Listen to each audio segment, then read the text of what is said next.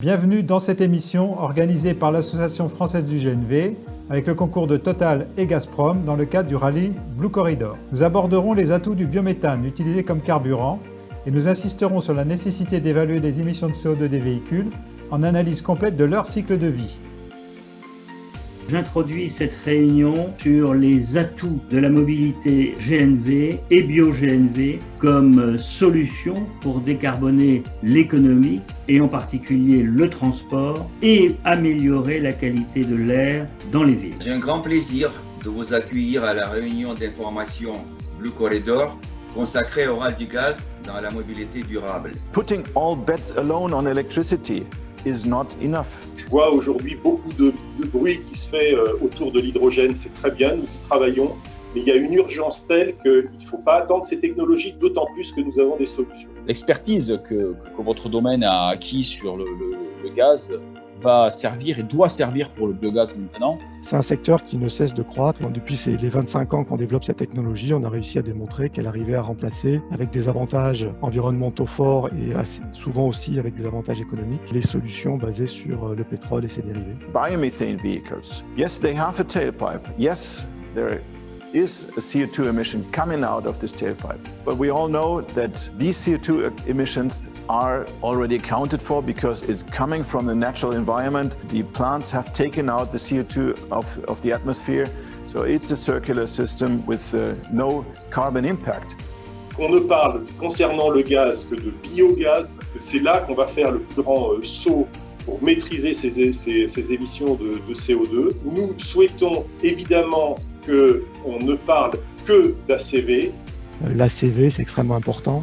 C'est une question de crédibilité des décisions politiques. Ce qui est très important pour nous, en tant que distributeur important de carburant, c'est notre volonté que ces carburants soient traités de façon neutre, sur un pied d'égalité. Nous sommes complètement agnostiques. We need other approaches, we need other solutions.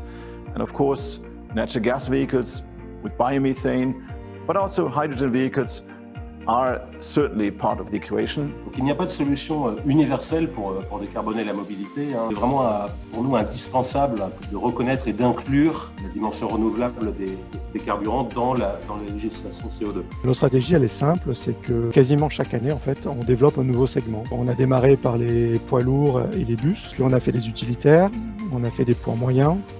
On a fait les premiers tracteurs au gaz en Europe, les premiers tracteurs GNL. On développe depuis peu des autocars qui ont également un très grand succès. Des tracteurs agricoles, ça c'est la nouveauté de l'année. Des chargeuses pour le secteur du TP. Des moteurs sans doute pour les applications marines. On voit qu'on a de plus en plus de zones à faible émission qui se mettent en place. Des possibilités de développement du marché. On a le marché urbain.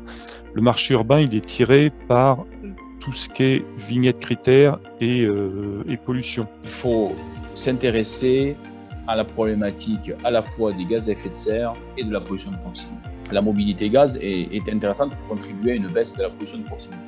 L'autre marché, c'est celui de la longue distance ou des travaux publics où on cherche on fait beaucoup de kilomètres. Avec le biogaz, on a l'avantage encore plus d'avoir quelque chose qui est beaucoup plus intéressant et encore plus intéressant que le gaz naturel, bien entendu.